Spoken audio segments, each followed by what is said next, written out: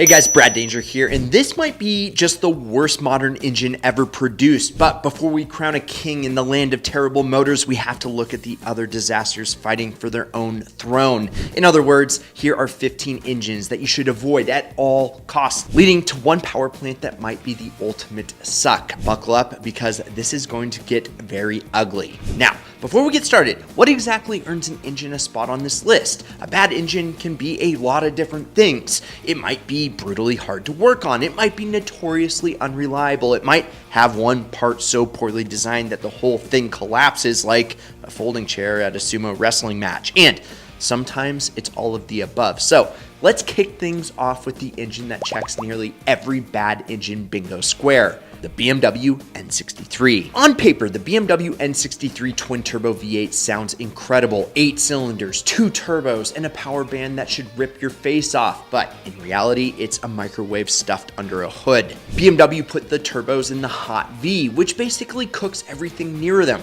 These engines leak oil, leak coolant, burn oil, and inhale oil thanks to failing valve stem seals and a tragic PCV setup. Owners report smoke clouds thick enough to summon firefighters. And then there's the labor, baby. Working on the N63 feels like punishment for a crime you didn't commit. Even simple repairs require complex disassembly, special tools, and a therapist afterward. The N63 could have been a masterpiece. Instead, it's a meltdown waiting to happen. And guys, real quick, Rocky from New York already drove off with the first GTR and the bonus cash that changed his life. We literally flew him out here. He hung out with us for the whole weekend. We shipped his car back home to New York, and the dude had the time of his life. It genuinely changed everything for him. And now it's your turn. If you want a shot at winning your dream car plus bonus cash, hit the link in the pinned first comment right now. Now, back to the show. Oof. Now the 2-liter TSI is the definition of fun until the problems start. High pressure fuel pump failures, water pump leaks, ignition coil blowouts, piston ring wear, PCV issues, turbo failures, and the legendary timing chain tensioner that can nuke the whole engine.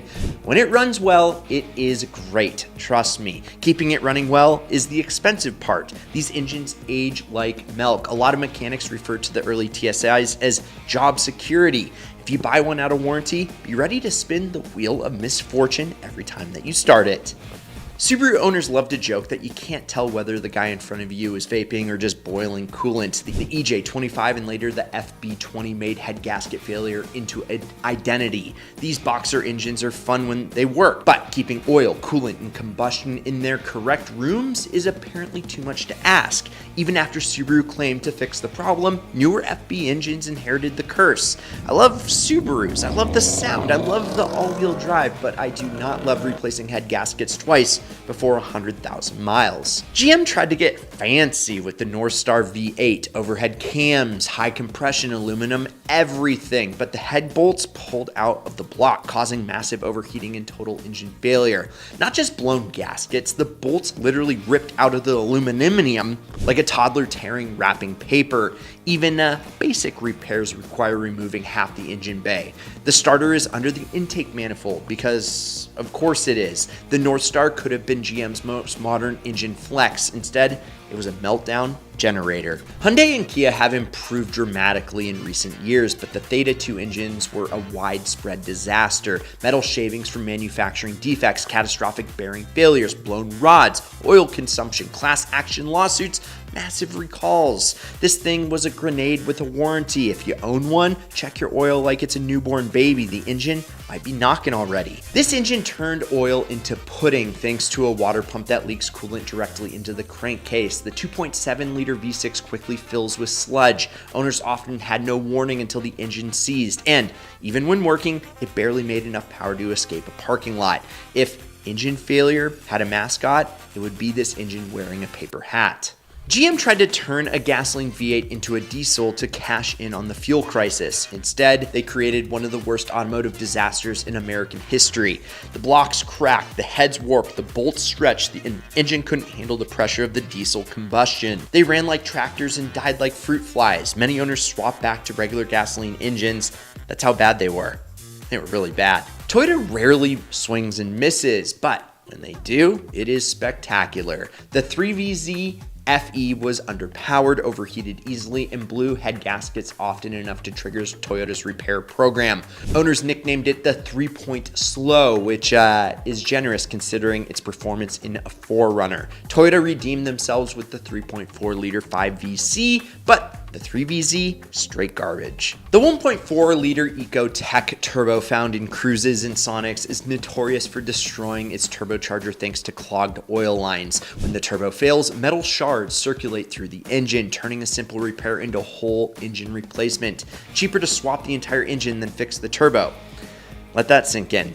This engine has 3 timing chains, and it treats all of them like snacks. The rear chains require engine removal just to replace basic components. Guides fail, tensioners fail, chains slap, and eventually everything jumps timing. Ford really said, let's take an ancient Cologne V6 and make it worse. Explorers earned the name Exploder because of this engine, believe it or not. Early versions of this engine stretched timing chains like taffy. It was so bad GM had to revise their recommended oil change intervals because the chains were dying from dirty oil. Water pump failures, overheating cam phaser issues, oil consumption. This engine aged about as gracefully as a banana in direct sunlight. Modern versions, they are better, but the early ones, just completely avoid. The Yugo's 1.1-liter single overhead cam 4-cylinder barely made enough power to run a blender. Yet, somehow, it still managed to be unreliable, leaky, shaky, and prone to overheating. Quality control was non-existent, parts fell off, it stalled constantly, and despite being microscopic, it delivered terrible fuel economy. It's honestly impressive how bad it was. The RX-8's Renesis rotary engine demonstrated the worst part of rotary design without delivering the wild performance of the RX-7, one of my heartthrobs. Low torque, high fuel consumption, constant oil burning, apex seal wear, flooding issues, and compression loss made these engines die young. Rotaries, they are cool, folks. The Renesis is cool until it stops starting, which is often. The JLR 5-liter V8 sounds glorious right until the cooling system fails at 30,000 miles. Water pumps, plastic coolant pumps, thermostats, everything cracks. When this all-aluminum engine overheats, it warps itself into a paperweight. Add timing chain failures, injector issues, vacuum leaks, and electrical gremlins, and you've got an engine that costs as much to maintain as a small yacht. JLR really stands for just lots of repairs. Okay, and here it is, the king of bad engines, what you guys have all been waiting for, the modern disaster piece, the Ford 5.4-liter 3-valve Triton V8. This engine is infamous for blowing spark plugs out of the head like bottle rockets. Early versions had too few threads. Later versions had redesigned plugs that break off inside the head. So either your plugs eject themselves or never come out at all. But we're not done. Timing chains flop around like loose bike chains. Tensioners fail. Cam phasers rattle like a bucket of bolts. Exhaust manifolds crack. Manifold studs snap off. And the oiling system can sludge up if you aren't saint level consistent with maintenance. This engine was offered in the best-selling truck in America for years, and somehow Ford pretended everything was just fine. Millions were built, millions failed. Thousands of owners have PTSD from spark plug extraction alone. The 5.4-liter Triton is the rare modern engine that fails in every single category: reliability, serviceability, design, durability, and the peace of mind.